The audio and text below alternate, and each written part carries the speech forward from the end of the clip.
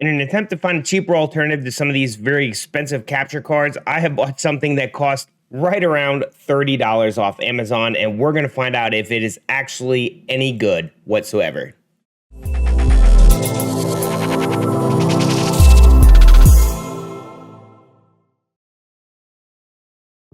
All right, so every once in a while, I will have to travel for work, and I want to keep streaming while I'm doing that. Streamers have this thing where they feel like if they stop streaming, the people won't come.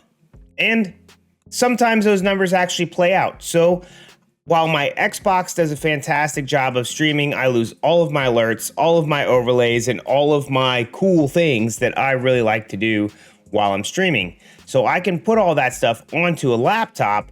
The problem is the capture card that I have is inside my desktop. It is the AverMedia Live Duo, which allows me to capture this DSLR and anything else I plug into it. But that doesn't help me because it's an internal capture card, and I did not want to spend another $150+ on a capture card. So I found this on Amazon, and I'm going to actually open it up, check it out, and test to see if this will do at least the bare minimum of what we needed to do, capturing my Xbox or any other device actually, and putting it into OBS. So we'll go over what this is because it is really cheap, $30. I was surprised to even see it for that. It says it does 4K. I don't know how we're going to test that. I'm more interested in, will it just capture for me? I wanted to do the bare minimum. So we're going to check it out right now and see what we got. So opening the box, literally it's just this. It's this card right here. So I saw a lot of different ones. This was under $35. It does have a HDMI in, HDMI out, and a USB 3, which is usually what you get when you use one of these capture cards like the Elgato or something. But this is it. It's very light. I feel like, I don't know if you heard it crack when I did that. Hopefully I didn't just break it. It's not as durable and everything, but if it does what I need to do, I really don't care. So what I'm going to do is I don't even know how to look at this. I'm going to fiddle around with this and see if I can pull it up into OBS and see if we can actually screen record and show you guys how to set it up and all that stuff. So I'll be right back. All right, so for this, I've disabled my preview so we don't have like 800 things and you can see what I'm doing in OBS. So first thing I'm going to do is go and we're going to do the video capture device. So this is what we normally use whenever you're hooking up any type of Elgato or anything else like that. So we'll call this cheap capture. Okay. And then we will find our things. So we've got a lot of stuff. You can see I've got virtual camera, Elgato face cam, live gamer duo 1 and 2. I've actually just disconnected where my console comes in and the output from that. And this is it, this C7 USB 3 video. I'll say once I plugged it in and hooked it up to the USB 3.0, it literally just said, yep, it's all ready to go, and did like the little installing device stuff. So we're gonna grab this, and sure enough, it brings up my game. There we go. It works just like anything else, which is really crazy to me. All right. I guess let's see if it's actually outputting to my computer. Now, you're not gonna be able to see if it is or not. I can just kind of tell you. Yeah, because if it's outputting properly to my monitor, you're not gonna see a difference on OBS in all reality. So let's see. We're gonna go to source. I have it hooked up to my HDMI 3, and sure enough, it's coming through. I can, is it putting out noise? It is. So I don't know if I picked up the noise when I picked this thing on here. Let's see. It has this set as inactive on here though. That's interesting. It is outputting noise to my actual monitor. which is fine, but I don't know that it's outputting to the stream. Let me fiddle around with it and see if I figure out what's going on. All right, as you can hear, I figured it out, and I'll show you what happened on mine. All right, so as you can see, I've got this set back up.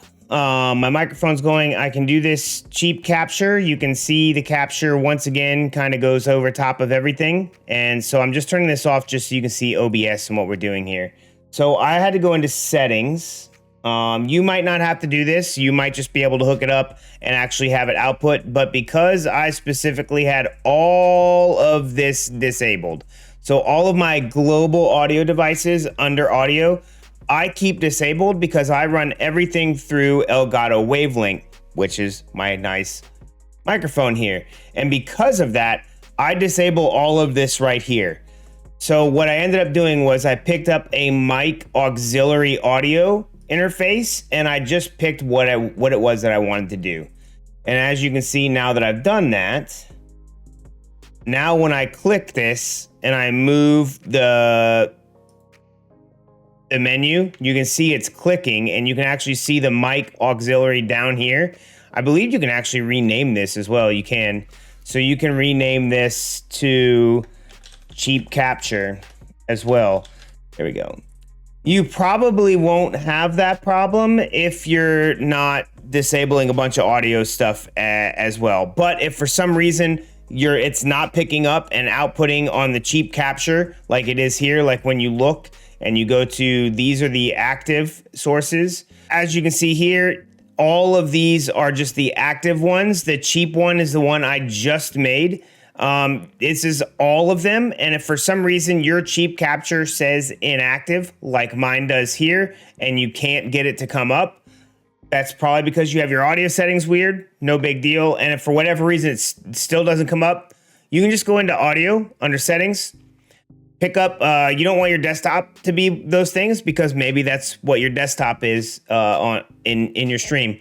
So just pick one of the auxiliaries and you can drop this down here and just pick out what it is there. This is also a pretty neat way, if you've got a lot of things connected, to actually separate out your audio so it's not all into one thing.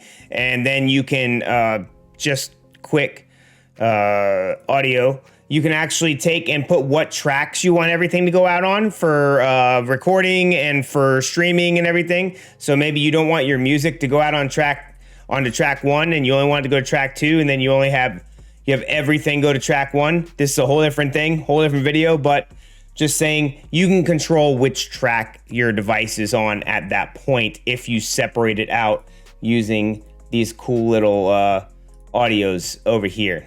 But it seems to be working. I'm actually fairly well impressed here that this $30 capture card is capturing and outputting. So here's a question though.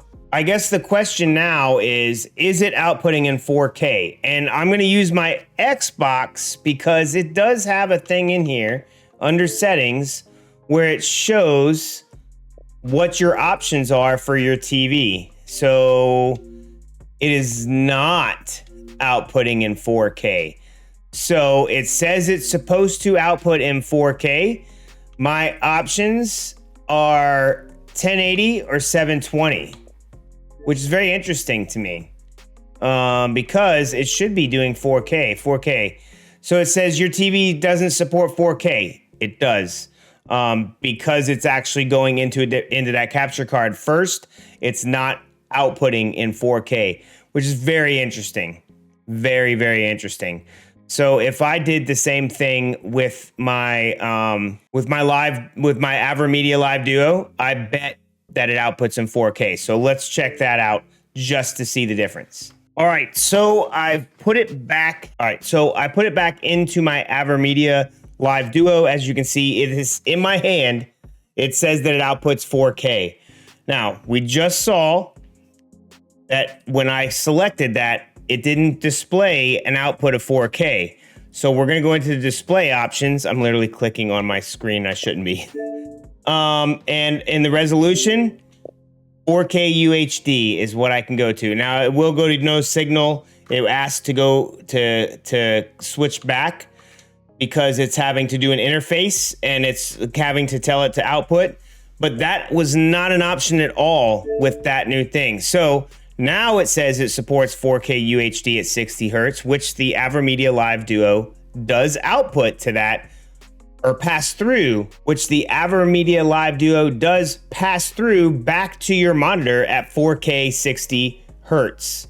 So that's what you can play in with that, but you cannot do that with this little guy. Now, is that a deal breaker for me on this? No, it's not, and I'll explain why. I got this thing to use on international travel, or even just regular travel anywhere, to hook up to my laptop and make that become my portable OBS, essentially. I have a laptop. It doesn't have a GPU, but it does have a fairly good Intel chip in it. So it should be able to run a stream using the actual chip if it's not doing anything else. No gaming. That's why I got this capture card.